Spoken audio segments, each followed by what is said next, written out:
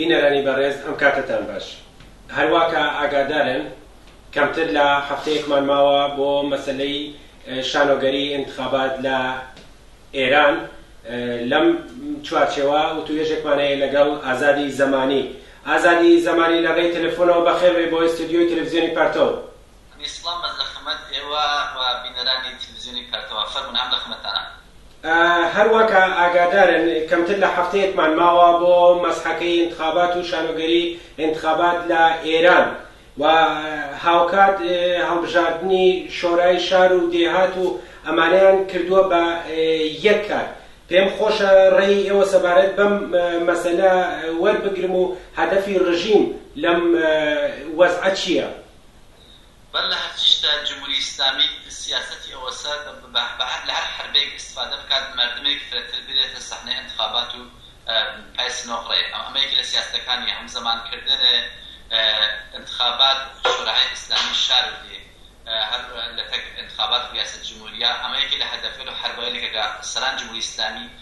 خلیانە ڕێگە کە خەڵکی فرەتری پێ دەرگیرکەن لە ڕاوتەکە انتخاباتە ئەوێنی لەگەشت شارەکانە دەها نەفەر سەدها نەفەریان بەعنوان کاندید قبول کردووە، یانێ کاندیدگەرێک کە ئەتوانن لە سەحنەی تەبلیغاتە شرکەت بکەن و فرەتر مردم دەرگیر بکەن. تایفۆ و تایفەگەری، عەشیرە و عەشیرەبازی، خانەوادە لە بەرابەر خانەوادە، مەحەلە لە بەرابەر مەحەلە وا قەراریاندا، یا شار لە بەرابەر شار و دێهات لە بەرابەر دێهاتەوە سعیەکەن کەسکەرێک دەرگیرکەن و ئەفرادێک فرەتر بۆ تەنور گەرمکردن تەنور انتخاباتێک. ئەمە هەدەف جمهوری ئیسلامیە. هەمیشە لەم حربەیە لە ئیسفادەیەک لە ساڵهای گذشتا بە جۆرەیەکی ترەوە لە ئەم دۆرە بە جۆرێک بەخاطرەوە کە جمهوری ئیسلامی لە دۆرەیە لە قبلی انتخاباتە مردم اعتراضاتێکیان کردبوو و ئێزانی بە تەحریمێک شەدید و حتا بە دەخاڵەت اعتراضی مردم بەرخۆ دەکاوە. ئەم کاندیداگەرێکە بۆ ریاست جمهوری هاوری بێ سەحنا ئێزانی مردم بە بێمەیەکی و بەرخوردیان پێکەن بحث شوراهای شار و دیەکانی قاتی ئەم مەسەلەی کاندیدای ریاست جمهوریە کردێکە مردمی فرەتر دەرگیر بکات. تەنها هەدەفی ئەوەسا و هیچ ڕێگەیەکی نەبوو و ئەمریکا ئالان ئەگەر تۆجه فەرمون ئەفکار عمومی بە طور کلی عەلەیه خود انتخابات و هەر فەقرگرانی، بێکاری، دەرد و ڕەنج، مەشەقەت. بۆ نمونە مردم کوردستان هیچ وەخت دڵخۆشیان لە جمهوری ئیسلامی نەبووە. جمهوری ئیسلامی هەوڵی هاتنی بۆ کوردستان بە شەریککردن 40,000 قومپارۆت و بەناو شارەکان کوردستان و دەوروبەریە دەستی پێکرد بە بۆمبارانکردن، بە ئیعدامکردن، ئیعدام 54 نەفەر لە مەهاباد، لە سنە ئیعدام و تیربارانکردن جوانان مۆدێرن شار سنە مبارزانە ئەنقلابی ئەو شارە لە شارەکان کوردستان. هەر بۆ جۆرە ئەمە حربەی جمهوری ئیسلامی بووە. جمهوری ئیسلامی بە سەرکوب، بە کوشتن، بە بڕین، بە زندانیکردن، بە شکنجەکردن، بە قدرەتی نیروهای مەسلح و پاسداران و گەلەهای پاسدار و بەسیجی توانیە حاکمیت خۆی دەرگێرێت. ئەگەر ئیسە تواشاگەیت هەر بۆ ئەم دۆرە انتخاباتی چیە ناچارە گەلەهای پاسدار و بەسیجی بەخەت بگە، نیروهای انتظامی و گاردهای ویژەی بەخەت بگە، مانای اعتراضات و تەلاشای مردم عەلەی انتخابات بێت. ئەمە بەشێک لە کارەکەی. بەشێکی چێوەسەکە بۆ ئەوە کە مردم دەگات ستریک لە مزدورانە خۆی بە عنوانە کاندید هەڵبژاردرا. ئەم کەسکەرەوە بووگن بە کاندید لە شار و دێ و حتا کاندیدهای ریاست جمهوری کەسایەکی کە 34 ساڵە لە مزدوران جمهوری ئیسلامی هاوکاریان کردێک دەستگاهای سەرکوب و شکنجە و ئیعدام جمهوری ئیسلامی عەلەیه مردم. لە سەرکوب ژنان ئازادی خوازە، لە سەرکوب جوانان ئازادی خوازە، لە سەرکوب مبارزات کارەگەری و ئیجتیماعی شارەکانە نەهادهای مەدەنی ئەمان هیچیان نەخشیان بووە. ئەم مزدوران و جاسووسی جمهوری ئیسلامیان وا خۆیان هاوکار و کاسەبێسی جمهوری ئیسلامی بوون و تۆڵیان لە دەستگاهای سەرکوب جمهوری ئیسلامی بێ ئیسەمانە بوونە نمایەندەی جمهوری ئیسلامی. ئازادی زەمانی شەریفێکەوان وا بە دەرد و ڕەنج مردم مەشەقەت مردم واقعاً ئەزانن چ خەبەرە نایەنشن بۆ بچنە عامڵ جمهوری ئیسلامی، بۆ لە عامڵە دەستگاهای جمهوری ئیسلامی کە خۆیان منبع فقر و فەلاکەت و سەرچاوەی زەچ و بەدبەختی و ڕەنج و مەشەقەتن بۆ زندگی شاروەندەگەر لە ئێران و بەتایبەتی لە شارەکان کوردستان. بەڵێ ئازادی زەمانی پێم خۆشە هەروەکە ئەخبارەکانی ئەگات و بەردەوام ئەخباری تازە بەدەستمانەگات زۆر تەبوتابی خەڵک لە ئێران و بەتایبەت لە کوردستان دەستی پێکردووە و هەروەکە ئەزانین تەعەڕوزیان کردووە بە ستادی انتخاباتیەکانی کاندیداکان بەتایبەت لە شارەکانی کوردستان و چەند مۆردێکیش لە دەروی کوردستانمانەیە پێم خۆشە جیاوازی ئەم دەورە هەڵبژاردنە یا شانۆگەری انتخابات لەگەڵ دەورەکانی پێشوە چییە ڕێی ئێوە سەبارەت بەم وەزعیەتە و بە بڕوای ئێوە واکۆنشی خەڵک بەرامبەر ئەم وەزعیەتە چی ئەبێت؟ ئەوڵی مورد تەفاوت ئەم دۆرە گذشتاوە تەگەن لە سەرەوەی جمهوری ئیسلامی شکافێک فرحەزین لە فەرق سەر جمهوری ئیسلامی ئیجاد بووە خۆیان کەوتینە گیان یەکترین ئەمە یەکی لە مەسەلەیە لە مەعزەڵ جمهوری ئیسلامیە سریک لە کاندیداغاری کرد لە تاریخی شورای نگهبانەوە بە صورت استثوابی یا بە حد نوعێکی بۆ خۆیان ئیسلاحێکی ئیسفادە لەکەن انتخاب بوون ئەمانە هیچ کامیان مورد قبول مردم بە ئەفکار عمومی جامعانی ئەمە خۆ نقطة ضعف ئەم دۆرە الانتخابات لە دیجۆ شرایط زندگی مردم بە شدت فاصله طبقاتی فربوستەوە فقر و فەلاکەت فربوستەوە طبقەی کارگەر لە مەشەقەتێک شەدیدترا زندگیەکان مردم محروم لە وەزعیەتی فرەنامسامانێکا زندگیەکان جوانان بە شدت بەکەم هاتن لە جمهوری ئیسلامی ئەمانە فاکتۆرهەیەکن بە نەزەرم تەفاوەتی هەزەتە دۆرەهای گذشتا ئەگەر دۆرەهای گذشتە بە مقدار ئەتوانی ئەم چەرخە نگاه بێنێ بتوانین ئەفکار هەمووی پێخەکەوە مردم بەتێحکا بە زۆر بە گرۆگانگردن مردم بە گرۆگاگرن شغڵیان کاریان زندگیان ئەم دۆرە مردمی تێگەیگەن لەلای تریشۆ شرایەتەکە واسە کە مردمی تریش احتمالیان نە بە کاندیدای جمهوری ئیسلامی نە بە خۆ جمهوری نە بە سەران جمهوری ئیسلامی هەست هینە وەسە کە تۆ ئەوێنی دوێکە لە مەهاباد مردمە مبارز شارمان جوانان شار مەهاباد یەکی لە ستادل کاندیدایی جمهوری ئیسلامی کاندیدای شورای شاریان ئاگر تێبەردا سووتانیان ئەکسەکانیان ئیمڕۆ لە ئەهواز خەبەر ئەژنەوی ماشینە مەحسن ڕزاییەکی لە کاندیداهای ڕیاست جمهوری شیشەکانیان ورد کرد تعرضیان پێکەوە نیروی ئەمتزامی و ئەتڵاعات و پاسدار گەلەریان بە زۆر توانیان نەجاتی بن لە سەحنە لە دەست مەردە بەدەست خەڵکی ناڕازی شارەکان خوزستان لە ڕستانە هەر بۆ جۆرە ئەتفاقاتی کەفکە بۆ کاندیداکان تریان لە تارانە عارف و ڕۆحانی و ئەمانە چەند بار لە تەرەف مردمە مورد عرض قەراریان بێت دانیشتویان تهدیدیان کرد کە ئەگەر بێنە دانشگا بەرخوردیان پێکەن ئەلان باتەوە بە کل ئەم وەزعە لە شاری سنە جموجۆڵێک لەلایەن جوانانەوە و فعالان کارگەریە و مەدەنیە و سیاسیە و شەهروەندیە و ئازادی خوازیە شار سنەی مۆدێرن هەر جریانەکە بەرامبەر بە کاندیداتوری جمهوری ئیسلامی بێسنەوە و عەلەی ئەمانە احتراز دەست پێ بکەن من وا فکرەکەمەوە ناوێ فرسەت بین بە ئەوە دوچار تەوەهم دوودڵی دڵسەردی ناوێ مردم بن یا کەسکە دەتێن تەبلیغاتەکەن کە ئەم دۆرە ئەشێ سەبرەکەی بزانین چۆن ئەوێت و ئەو شۆرەهای شار و شۆرەهای دێن و فەزاکەیان گەرم کردووە بگوزارین و هیچ ڕێگەیەکی هیچ کردن واکەن بە خەڵک خۆ جمهوری ئیسلامی هم شایع هەر کەس هەر دڵسەردی ناو خەڵکە ایجاد دەکات کە اعتراضات مردم دەگا بدرێت ئەشێ فۆرەن ئیگنۆر کردێت فۆرەن مردم ڕسوایان بکەن و فەزای شار جوانان بیگرنە دەستیانەوە بە پەرچەمە سوورە و بە ڕووباندگەل سوورە و بە مچبەندگەل سوورە و نیشان بن ئەم دۆرەی اعتراض و مبارزەیەک سوورە عەلەیه انتخابات عەلەی فەساد عەلەی بێکاری عەلەی فەقر عەلەی گرانی عەلەی کلیەتی نظام جمهوری ئیسلامی و عەلەی کل ئەم کاندیدا مەزحەکەیە و مەزحەکەی انتخاباتەکەیە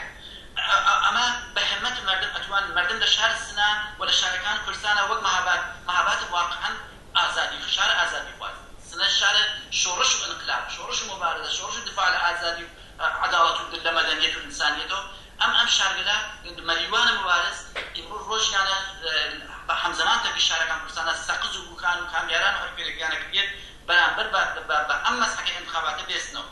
بە تایبەتی لە سنەکە ئەلامیان کردیا ڕۆژە سێشەمە مردم تێنە ناو شاری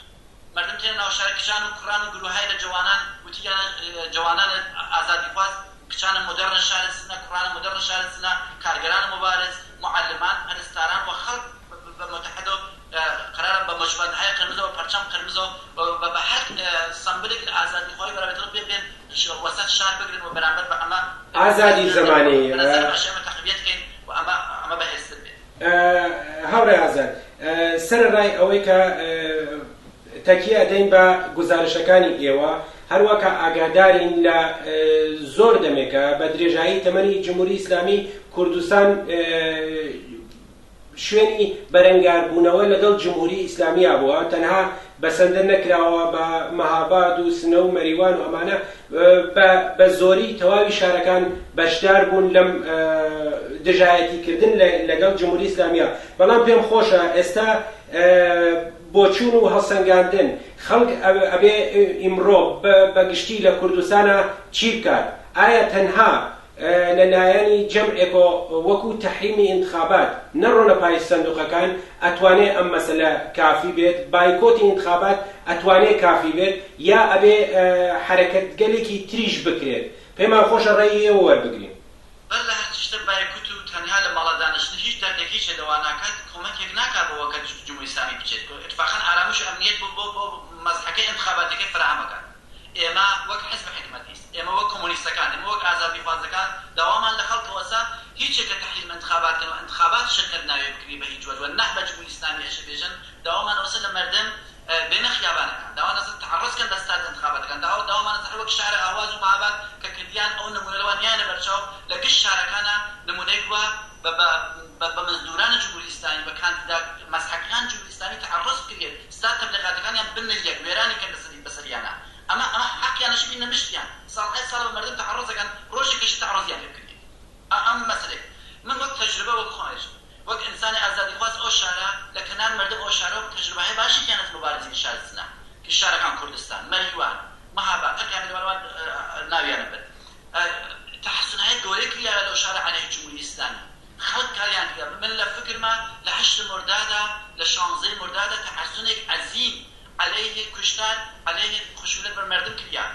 گشتی هەم جوانەوە خەڵکە کردیان. ئەمکان پەزێرە بۆ خەڵک لە ئەم دۆرە کە مەسئلەی بزەنگایەکی سیاسی و تاریخی مەسئلەی انتخابات و سەرنوشت مەردم خەریکن بازی ئەلەن لە بەرامبەریانەوە بێستنەوە. بەنظرم مهمتر حتا لەو اتفاقەتەوە لە سێوم ئەسفەندەهایی کە وای سازماندا و ماندەوە ڕەهبەریمان کرد عەلەی اعتراضات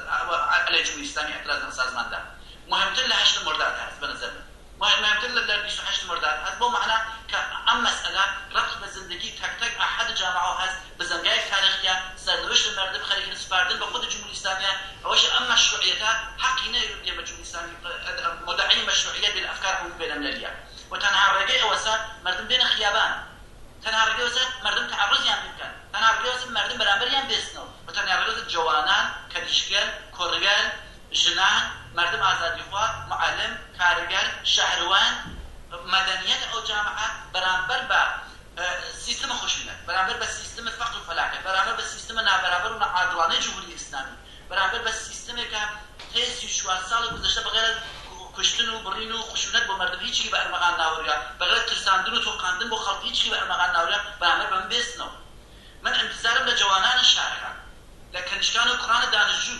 لە دانش ئاموزان، لە شارەوەندان ئەوەسا کە ئیمڕۆ لەم بزەنگا تاریخی ئەگەر ئێمە نەتوانین شتێ بێژین لەواقع ئێمە خەریکی تەسلیمەوەی بە شەرایەت، لەواقع ئێمە ئەوێسین کە ئەمانە بۆی سەرنوشت ئێمە بگرە بەدەستنەوە و بە عەلەی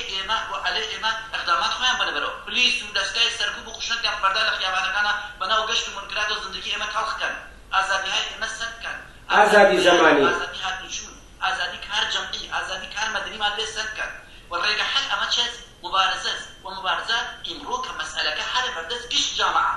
ڕەبطی بە نە تەبەقەیەکەوە هەست، نە ڕەبطی بە گروهێکەوە هەست، نە ڕەبطی بە مەحفەلێک و مەنتەقەیەکەوە هەست. مەسئلەکە سەراسەریە، سەرنوشتی سەراسەری مەردمە، سەرنوشتی گشت خەڵکە و گشت خەڵک ماتریاڵی احترازیەکەیان فراهەمە کە بەرامبەری بێستنەوە مەردم ئاگاهانە ئەم کارەشە بکەن. ئازادی زەمانی ئێمە وەک سازمانهای اجتماعی، ئێمە وەک نیروی ڕەهبەرانە اجتماعی و جامعە فراخانمان ئەمە سەبە خەڵک هەر چی لە توانیان هەست عەلەیه سیستەمە انتخاباتی جمهوری ئیسلامی بەکاری بگرن بۆ بەرامبەری بێستن. سپاس بۆ تەوزیحەکانت. لەبەر کورتی ماوەی بەرنامەکەمان ئەبێ بەردەوام قسەکانت پێ ببڕم، بەڵام لە 2 دقیقە پێم خۆشە وەکو هەڵسوڕاوێکی ئیجتماعی، وەکو فعالێکی شاری سنە و کوردستان پێم خۆشە پەیامی ئێوە وەکو پەیامی خۆتان بە ئاحادی خەڵک ڕاگەیان، وەکو دانیشتجو و کرێکار ژنان ئەمانە ڕاگەیان، بەڵام وەکو هەڵسوڕاوانی مەدەنی و فعالان و چالاکانی شاری سنە و بەگشتی کوردستان پێم خۆشە لە 2 دقیقە پەیامی خۆتان ئاراستەی ئەو فعالینە بکەن کە بەرامبەر بە مەسەلەی مەسحەکەی انتخابات چه هەڵوێستێ پێویستە بگرن کە بتوانن سازماندەهی و ڕێکخرانی خەڵک بە شێوەیەکی سیستماتیک بنە پێشەوە. من تەنها توانم بێژم من لە کەنار مردمەوە، لە کەنار جوانان ئازادی خازەوە، لە کەنار کارگەرانە، لە کەنار هەم ڕەزمان و هەم سەنگەران خۆمەوە کە لە مبارزەیەک جەمعیە لە شارەکانە کارمان کردووە، تەلاشمان کردووە، ئێمڕۆ خۆم لە وەزیەتا قرار دەم. ئەحساسم تەکە و ئەحساس ئەو خەڵکە هەست. من عەلەیه ئەم وەزیەتە مبارزەیەک بێسە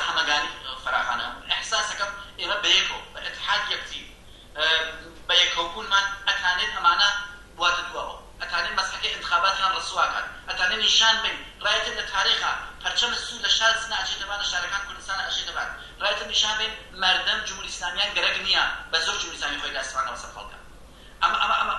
پەیام منە بە خەڵک خۆیان بەهێز عمومی بە قدرەتی تودەی و ئیجتیماعیان ئەتوانن ڕایەتن لە تاریخا سەبتکەن کە ئەم مەردمە خواستار ئازادی خواستار جامعەی مۆدێرن خواستار ڕەفاه خواستار خوشبەختین و عەلەی فەقر و بەدبەختی و ڕەنج و مەشەقەتێکن جمهوری ئیسلامی پێیان تەحمیڵی کردیان ئەم مەردمە تەسلیم نەبوون ئەم مەردمە سازش ناکەن ئەم مەردمە تەحمیڵی فەقر و فەلاکەت ئیتر لەمە زیاتر تەحەمڵ ناکەن و لە بەرامبەریەوە ئەوێسن وقرار نییە کاندیداهای جمهوری ئیسلامی دووبارە بن فەریب ئەفکار بن وعدە وعید درۆیان بێن و لە بەرامبەر وعدە وعید ئەوێسن مردم ئاگاهن مردم باشعورن مردم ئازادیخواهن مردم ئەتانن بجەمن و ئەتانن جمهوری ئیسلامی بنە دواوە قدرەتی ئیجتیماعی ئێمە توانایەمەوە تەجربەهای قبلیمان لە مبارزاتە لە تەحەسنەکانە لە احتسابەکانە لە کارە جەمعیەکانمانە نیشانی داوە کە ئەتانین بەرامبەر بە جمهوری ئیسلامی بیسینەوە هیچ دوودڵی ناوێ ڕێگەبین و لە ئەوڵی فرسەدا بە فراخانهای اجتماعی کە دنیاە لە شارەکانە لە حزور پیاکەین و سعیکەین مردم عەلەیه انتخابات بشۆرین ستادای انتخاباتی لە هەر پێنەکە بمانەکەین کە حڕەسی پێ بکەین لە هەر پێنەکەمانی تریبونەکانیان لێ بسێنین و مانەعێ قسەکردنیان بین و نیشان بین کە مردم گەرەکیان نییە و انتخابات جمهوری ئیسلامی نا. سپاس ئازادی زەمانی بۆ بەشداربوونتان لە بەرنامەی ئیمڕۆماندا. بینەرانی بەڕێز سپاس بۆ گوێبیستی بەرنامەکە و بە هیوای ئەوەی کە بتوانین بە تێکۆشانی جەمعی بەرامبەر بە جمهوری ئیسلامی و مەسحەکەی هەڵبژاردننی زیاتر لە هەمیشە بێسین. ماڵە.